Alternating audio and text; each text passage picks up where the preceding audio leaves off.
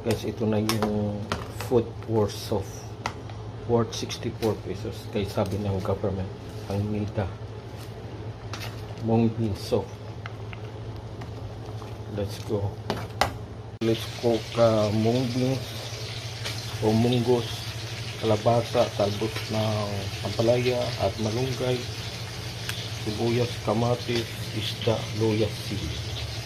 Yan na po guys ang ating mung bean soup. Ito yung sinasabi ng NIDA guys na worth 64 pesos ulam.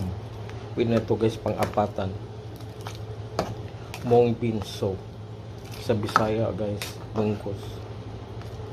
Sarap yan guys. Merong ang munggo estimate natin 10 pesos, malunggay 10, dili 10, so 30.